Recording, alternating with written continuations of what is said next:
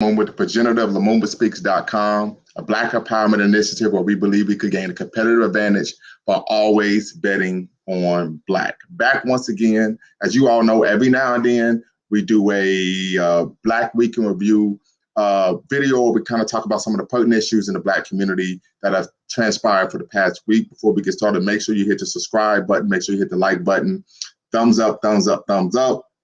So one of the things that's just really breaking as of today is Bill Cosby being released from prison. I almost thought it was fake news at the time, but what we have seen is that the Supreme Court of the state of Pennsylvania has overturned his verdict. And the reason they gave is that his rights were violated, particularly due to the fact that the prosecutors of Montgomery County told him that he would not be charged, that he was granted immunity. They then sought him to do a civil disposition. He did that, or a deposition. And then as a result of what he testified to in the civil hearing, they used that against him in the court of law. And so they've argued that this was a gross miscarriage of justice, that his rights were violated. His family even released a statement stating that he should have never been charged in the first place. So very important there. And even Felicia Rashad, who of course played his wife on, of course, the Cosby Show, and later on the CBS sitcom Cosby, stated that finally she was happy that he was home. This was a miscarriage of justice. But I think it's very important that we understand that, and I've always stated this, that I've never been someone to cape for criminals, and a lot of people feel a certain way about that. But I think with Bill Cosby, he shouldn't have put himself in this situation. I think many of us can agree with that. We understand that he's been a very rich man for a long time. And as a result, we know that regardless of your race, if you are rich, people are going to see you as someone that they can use to get things out of. So I think the biggest issue is that we're glad he's home, right? But he shouldn't have put himself in that position, in that situation to begin with. And but that's the court's ruling. He's out. Many people are celebrating and happy about that. And we hope that this will, of course, be the end of a very sore chapter in his life. I also want to make sure that we discuss the Derek Chauvin verdict, right? Many people expressed what they called hand slap racism, was a slap on the wrist in terms of the verdict getting 22 and a half years. From what I understand, the judge was actually able to sentence Derek Chauvin to actually a higher mandatory sentence. He did not do that. Many people argue that he may even be eligible for parole in 12 to 15 years. Find that highly problematic. This is one of the reasons why I've championed since last summer that we need to have an executive order outlawing all killings of unarmed citizens with a mandatory minimum prison of 25 years of life in prison before they even eligible for parole.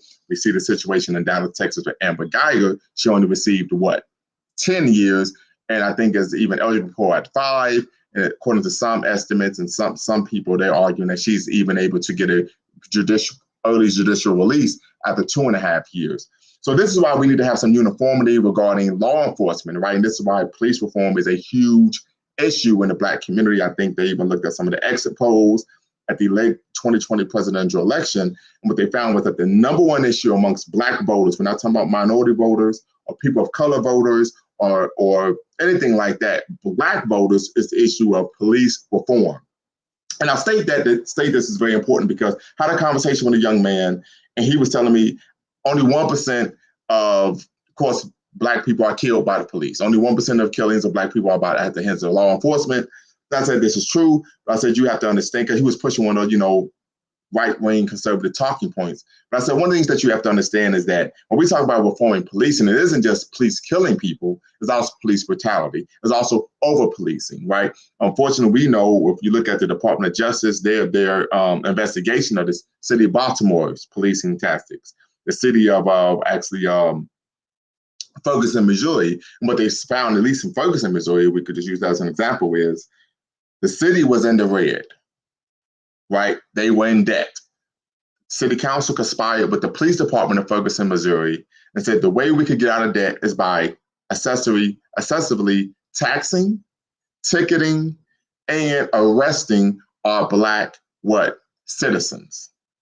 This is what, from as far as I understand, organized crime. This is the RICO Act, right? But however, what they did was sign a consent decree, and no one went to jail or prison. So I find that to be extremely problematic. Even in Baltimore, they had federal authorities do ride-alongs with the police officers. There's a situation where an officer was driving down the street. I think it was a Maryland Avenue in Baltimore. I think that's one of the main north-south thoroughfares in Baltimore. And the officer sergeant calls in and says, hey, the black man on the corner, you need to say something to them. And he says, I have no reason to. He says, make something up. This is a clear violation of the Fourth Amendment, right? Unnecessary search and seizure. You have no probable cause. Why are you questioning them, searching them, etc.? These are the issues that black people face every day. Furthermore, I always use the example of we pay taxes, so we're paying taxes. The number of taxes that you pay for if you live in a city, a municipality, or of course, county or state. One of the policing, another is what parks and recreation. These are considered public goods. Even firefighting, fire protection, right? So imagine you're paying taxes to have a fire department, standing fire department in your city, county, municipality, what have you. And then the fire department shows up and sets a fire to your house rather than preventing one or putting one out. This is literally what's going on here in the community. It's almost to the point where black people are paying to be harassed, discriminated, and even sometimes brutalized, killed, and overcharged by the police. When I say overcharged, many people may be wondering, what is it that I'm referring to?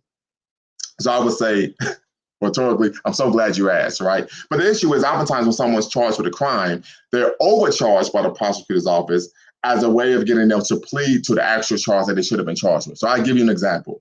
Let's say someone gets into a fight at a bar, simple assault, but instead they are charged with what? Felonious assault. So that goes from being a misdemeanor to a felony. As a result, they don't want to get the felony charge or conviction, so they will plead guilty to the misdemeanor. The prosecutor's office gets a conviction. So we know many prosecutors' office, what they base their success rate on what the conviction rate that they have regarding the number of cases that they carry or handle. So I think it's very important that we understand that. Also, going back to the Derek Chauvin case, going back to the issue of police reform, I've always pushed and articulated that we cannot focus on symbolic political victories, but substantial ones. When Obama was elected president, when Kamala Harris was elected vice president, for some reason, people believe that black people, we had our moment in the sun and we were celebrating. Many of us was do-wopping, twerking, sea-walking, the whole nine. But we find ourselves in a situation that once again, they are carrying themselves or acting in a manner as if they are impotent. This is a problem. This is why we have to focus on substantial political victories. We have to demand an executive order. The Asian community got an executive order maybe a week after the attacks in Atlanta. I have no issue with that because I believe they needed one. But we needed an executive order as well so that we can have uniformity, uniform conduct, codes, ethics, and laws regarding policing in this country. The policing in this country is out of control. We know that this is an issue. And the only way this is going to get solved is if we demand it. So I've written some op-ed articles on this issue. This will actually be down in the chat.